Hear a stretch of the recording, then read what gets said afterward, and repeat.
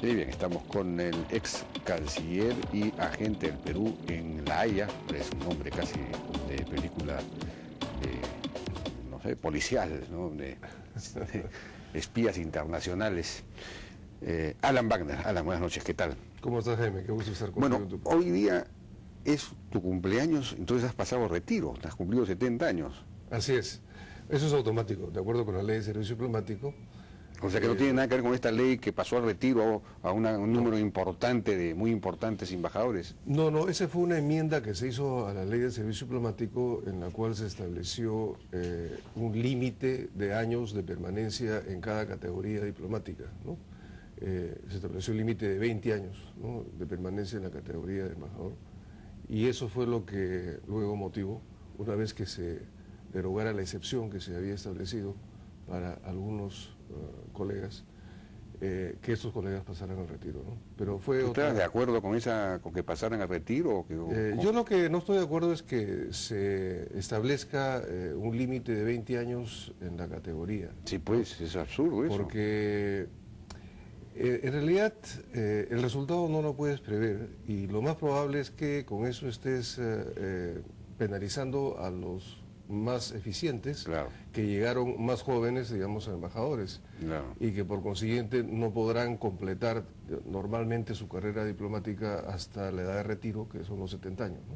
Sí, entonces, justamente esta mañana, con motivo de un acto que hubo en la Cancillería, a raíz de mi pase al retiro, decía que la ley del servicio diplomático que trabajamos hace ya prácticamente 10 años, como una forma de reinstitucionalizar el servicio después de lo que ocurrió durante el régimen del presidente Fujimori y el cese colectivo de 117 funcionarios, sería bueno revisarla, o sea, mirarla nuevamente, ver cómo ha funcionado y cómo es que sería conveniente tal vez introducir algunas flexibilidades dentro de ciertos dispositivos que colocamos en la ley. Digo colocamos porque yo fui el presidente de la comisión y el proyecto de ley lo hicimos entre todos los miembros del servicio, ¿no? Fue un proceso muy participativo. Y pienso que dentro de esas enmiendas que habría que hacer es eliminar esto que se incorporó después, ¿no? Se incorporó en el año 2008, que establece ese límite de permanencia en la categoría. Sí, porque ha dado la impresión esta medida de una arbitrariedad, ¿no? De una arbitrariedad que incluso recordó en alguna forma, claro, salvando las diferencias y las distancias, lo que ocurrió con los 117 embajadores, no tiene nada que ver, pero digamos, de alguna manera, ¿por qué pasar al retiro bruscamente cerca de 18 embajadores, además de primer nivel, muchos de ellos, ¿no? Digamos, privándose el país de un aporte importante? Claro, el problema ahí fue que cuando se incorporó esa enmienda en la Ley de Servicio Diplomático del año 2008, estableciendo el límite de permanencia de la categoría, se incluyó una cláusula de excepción para un grupo de funcionarios aquellos que hubieran ascendido a embajadores antes del 1 de enero del año 2000, con lo cual se creó una situación de discriminación frente al resto. Entonces, esa excepción es la que se derogó. Al derogarse, por consiguiente, quedaron comprendidos dentro del dispositivo general de los 20 años, ¿no? Y eso es lo que a mi modo de ver habría ahora que eliminarlo, ¿no? Y mantener lo que siempre ha sido el servicio, que es el pase al retiro por el límite de edad, ¿no? Que es mi caso hoy día. De acuerdo. Bueno, pero en todo caso, efectivamente has pasado al retiro, pero ha sido ratificado como agente ante la Haya, y eso es importante, porque eso efectivamente, como dijo el canciller, pues eso representa o significa un elemento de continuidad en las políticas del Estado, en un asunto tan importante, digamos, continuidad entre gobiernos y con personas, en relación a temas tan importantes como este. Ahora, ¿en qué estado estamos actualmente en el litigio de la Haya? ¿Ya terminó la fase escrita? ¿Vamos a pasar a la fase oral?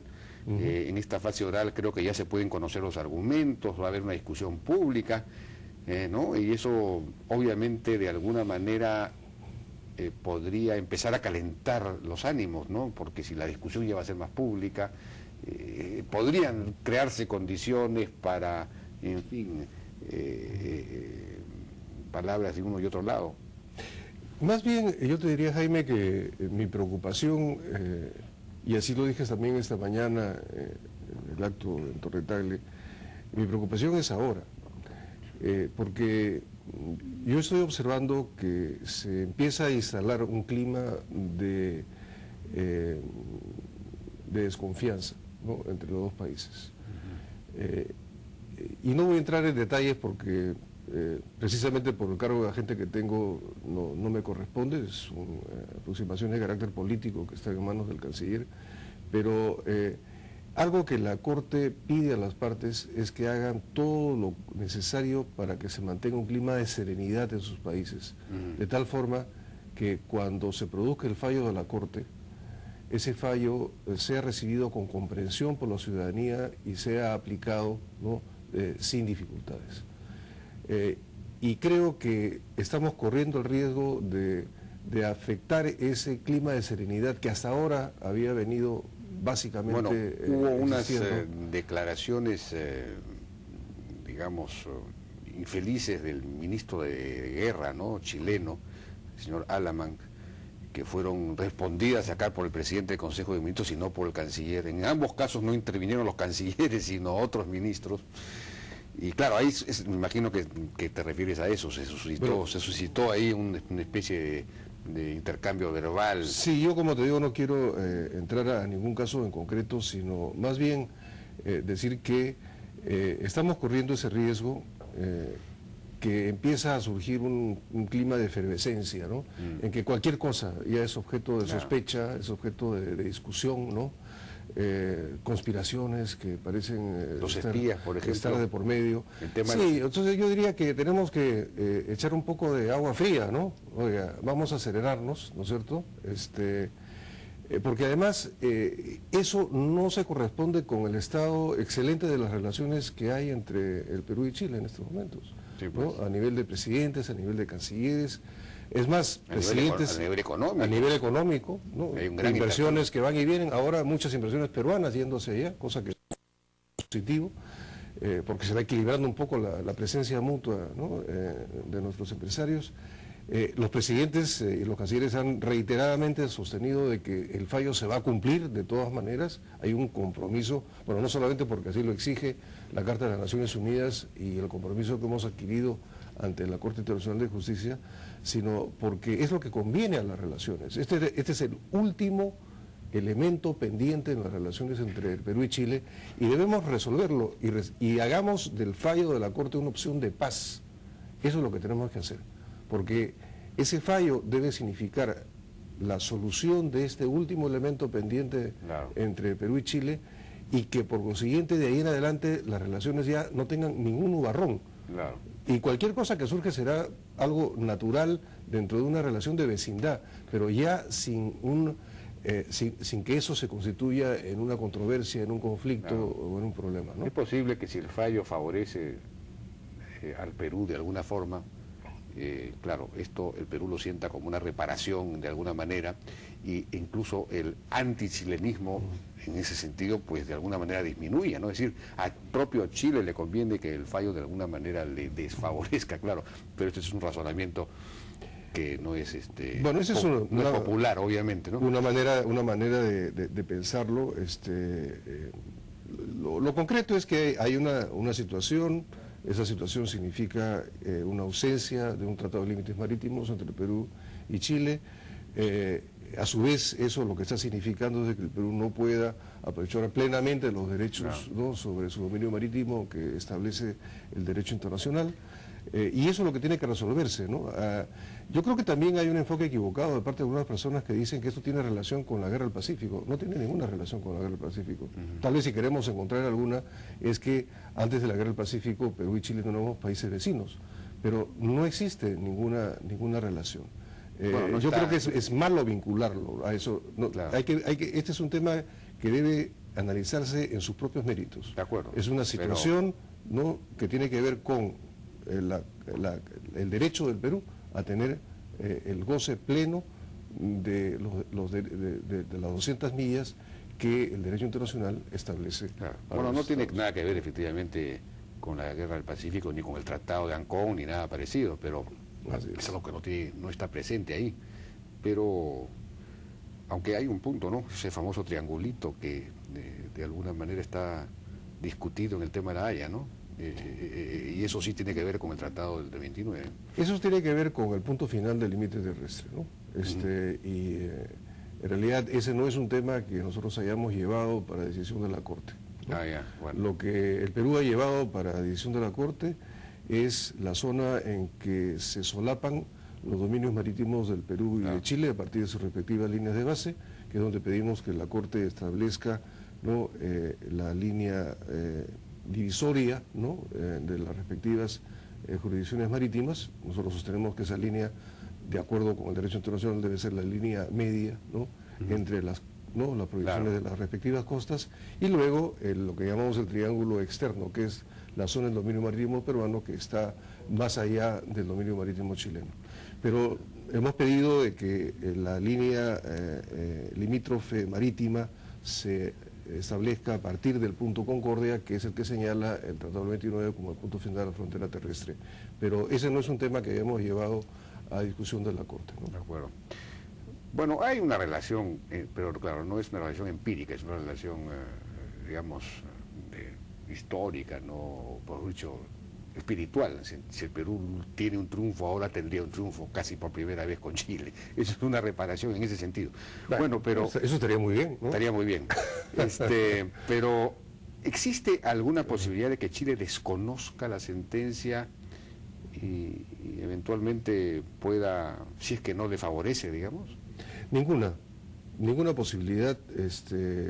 Primero porque ya hay un compromiso formal en ese sentido, reiteradamente expuesto además por el presidente de Chile, ¿no?, los presidentes de Chile, primero el presidente Bachelet, ahora el presidente Piñera y sus respectivos cancilleres. Y en segundo porque incumplir un fallo de la Corte significa ponerse al margen del derecho internacional. Y en un mundo globalizado, ¿no?, todos nuestros países se insertan en esa globalización a través de convenios, ¿no?, de todo tipo, fundamentalmente convenios de carácter económico. Y no sería concebible, ¿no?, que un país que tiene una elevada inserción internacional, como es el caso de Chile y ahora del Perú, pudieran incumplir un fallo y ponerse al margen del derecho internacional. Es decir, convertirse en una suerte de paria del derecho internacional, con lo cual toda esa estructura, ¿no?, jurídica sobre la base de la cual se ha producido esa inserción en la globalización se desmorone y ese país ya no pase a ser un país, digamos, creíble internacionalmente. De manera pues que... Y Chile es un país muy globalizado, ¿no? Extremadamente, ¿no? Y ahora lo está haciendo el Perú también. O sea que no habría, digamos, posibilidad real de un conflicto bélico, por ejemplo, como consecuencia de esto. Esa es una locura. Eso es una locura pensarlo, pero... Es una locura pensarlo porque los conflictos bélicos, como nos enseña la historia, la dificultad no está en iniciarlos, ¿no?, sino luego en cómo administrar las consecuencias de ese conflicto bélico, ¿no? O sea, el problema está en lo que ocurra después, ¿no?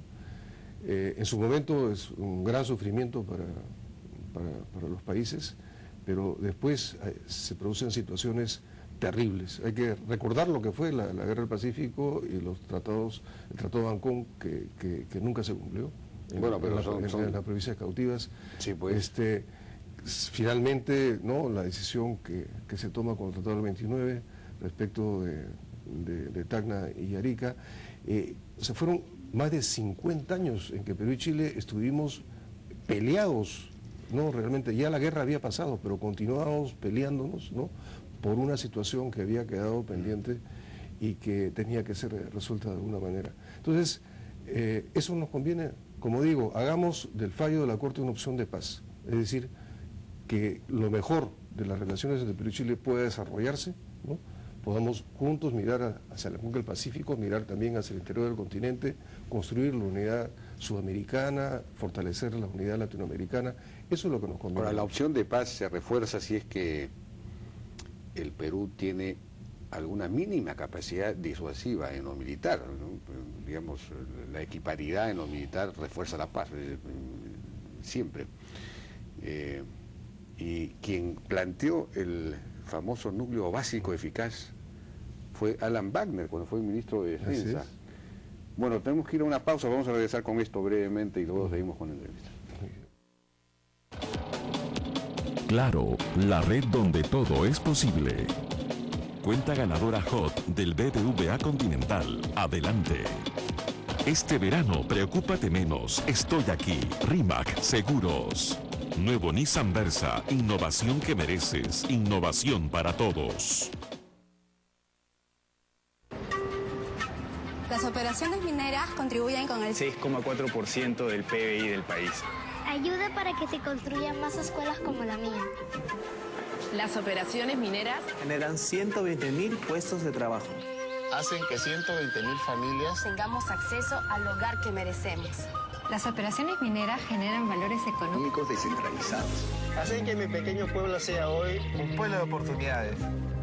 Han hecho que mujeres como mi hija Maura traigan al mundo a sus hijos en centros de salud dignos.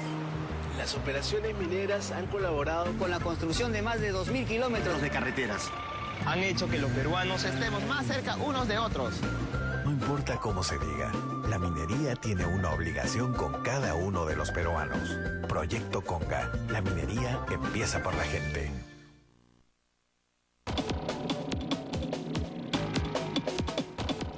Conversando con el ex canciller Alan Wagner y agente del Perú en el diferendo con Chile en La Haya. Bueno, la denuncia, la demanda del Perú ante La Haya. Bueno, el famoso núcleo básico eficaz que fue propuesto, planteado por Alan Wagner, digamos, cuando fue ministro de Defensa, ¿no? Este núcleo básico eficaz perseguía precisamente no la equiparidad, ¿no? Pero sí tener capacidad de disuasión, por lo menos unos días. ¿Esto se ha concretado realmente? Digamos, tenemos ahora, después de un cierto número de años, un núcleo básico eficaz. Yo tengo entendido que sí. Yo no dispongo de información precisa porque no estoy en eso ahora y es una información que se maneja reservadamente. Pero como recordamos, ese era un programa de 850 millones de dólares a ser ejecutado en 5 años, ¿no? Y que significaba el aumentar la capacidad operativa de nuestras Fuerzas Armadas, que la habíamos encontrado realmente en muy mala situación, de tal manera de que pudiéramos tener un sistema defensivo, ¿no? Realmente de última generación, y al mismo tiempo, ¿no? El mejorar nuestra capacidad, digamos, de acción, ¿no? De tal manera de tener esa capacidad disuasiva de que se habla. Sería interesante, ¿no? Saber con precisión cuál es el grado de avance, pero era un programa importante y yo tengo entendido que se ha ejecutado. Yo creo que eso también debe darnos un cierto nivel de confianza. Naturalmente, nunca nos planteamos la equiparidad con Chile, que debido a la ley del canon del cobre, pues ha tenido una fuente casi inagotable, digamos, para adquirir armamento, ¿no? Ahora, pero por otro lado hay que también tener en cuenta de que no basta, ¿no? El tener un programa de modernización, un programa de adquisición, etcétera. Eso tiene que ir aparejado, ¿no? Primero un programa de entrenamiento, ¿no? Porque esos nuevos dispositivos, esos nuevos sistemas de armas tienen que ser operados de una manera eficaz, pero al mismo tiempo eso tiene que asentarse en una institucionalidad de las Fuerzas Armadas que sea sólida. Y ese fue el otro trabajo que hicimos cuando yo fui ministro de Defensa. Fue primero asegurar la interoperabilidad entre las Fuerzas Armadas, o sea, ya no el criterio de un tercio, para cualquier asignación que se hiciera, ¿no? Sino la convergencia de las Fuerzas Armadas en función de los objetivos de la defensa nacional.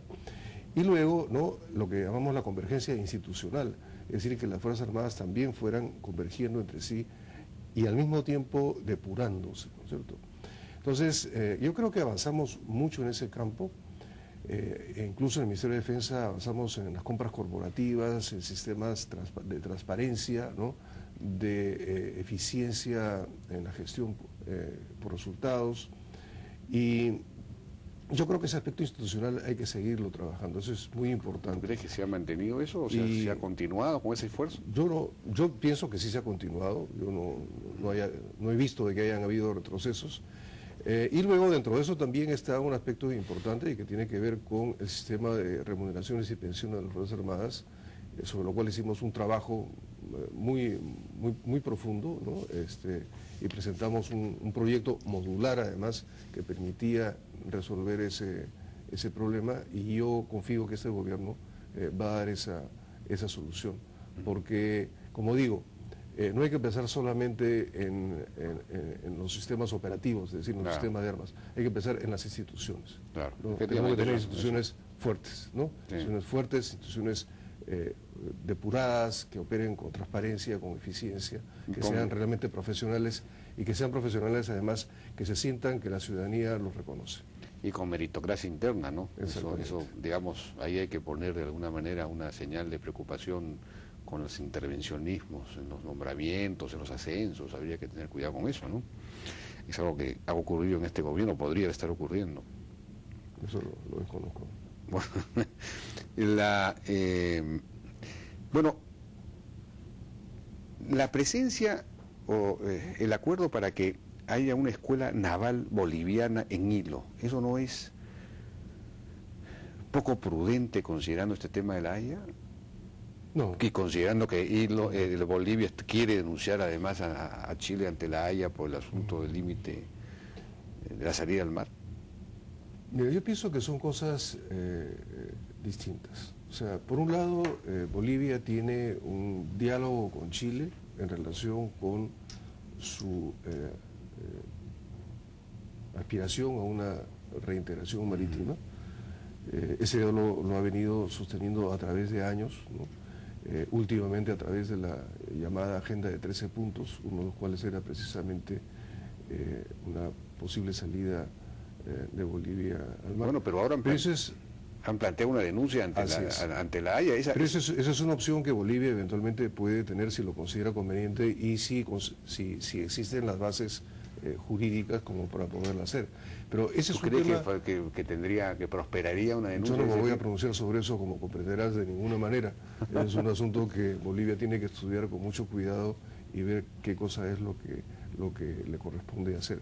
Pero lo que te quería decir es que una cosa son las tratativas de Bolivia con Chile en relación con su salida al mar, y otra cosa tiene que ver con las relaciones entre Bolivia y el Perú, ¿no?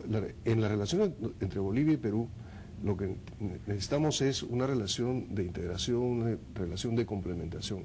Y dentro de eso está, ¿no?, las facilidades que el Perú ha brindado a Bolivia desde hace mucho tiempo, ¿no?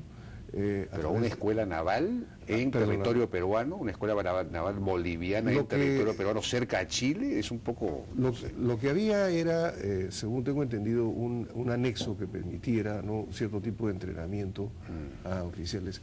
Sé que ahora se está trabajando una solución que operaría a través de la Escuela Nacional de Marina Mercante, pero lo que quiero decir es que las facilidades que el Perú dé a Bolivia en Hilo, ¿no?, son parte de la integración peruano-boliviana. No, eso sí, claro, en términos generales. Sí, y no debemos confundir eso con el otro caso, que eso tiene que ver con una situación que es entre Bolivia y Chile, que Bolivia tendrá que manejar de la manera que considere más conveniente. Yo lo que creo es que a nosotros nos conviene fortalecer una agenda bilateral con Bolivia. Esa fue en mi primera gestión como canciller, el año 85, una de las metas que me tracé. Yo fui el primer canciller en visitar oficialmente Bolivia después de 50 años. ¿Puedes creerlo eso? Así, increíble. Y luego, y a raíz de eso, reflotamos la relación con Bolivia. Bolivia ratificó los convenios sobre el condominio del lago Titicaca, se creó la autoridad del lago Titicaca, una autoridad binacional, hicimos el programa de acción de Puno, hicimos por primera vez en muchos años una agenda bilateral entre el Perú y Bolivia. Esa agenda bilateral continuó desarrollándose, produjo, entre otras cosas, los acuerdos de Hilo, que son los que ahora se busca perfeccionar y ampliar. Entonces, sigamos por esa ruta y no nos detengamos, ¿no?, en detalles, sino veamos cuál es la línea gruesa que debemos seguir y, bueno, vamos, ¿no?, haciendo las cosas correctamente, ¿no? Si hay algún problema con algún elemento, bueno, eso se puede corregir, pero seguir en ese camino. De acuerdo. Ahora, regresando al tema de esta segunda etapa a la que vamos a ingresar en el asunto de la Haya, vamos a ingresar a la etapa oral. Entiendo que en la etapa oral pues se conocen ya los argumentos, se conocen públicamente los argumentos, una y otra parte, y el público en general puede conocer los argumentos escritos de las dos partes. Y todo esto podría desatar una polémica, digamos, reavivar la discusión. Chile está sosteniendo eso no es posible, el Perú sostiene esto, en fin, idas y venidas. Digamos, habría que estar prevenido. A ver, tú eres periodista, yo no, ¿no? Entonces, ¿cuál es tu percepción? Se inicia la fase oral. Que va a haber una gran discusión entre los dos países. Pero, ¿de qué va a estar atenta la opinión pública? De lo que se diga en la fase oral, ¿no es cierto? Es la primera vez, sí, ¿no?, que van a poder ver en vivo y en directo a sus agentes y sus abogados, ¿no?, litigando ante la Corte, es decir, exponiendo. Sí. Además, eso se hace por escrito, leyendo los documentos, no son discursos. No son alegatos, no son alegatos magistrales, retóricos. No, eso no es así. Es una cosa muy organizada, muy ponderada, etcétera, ¿no es cierto? O sea, la atención va a estar puesta ahí.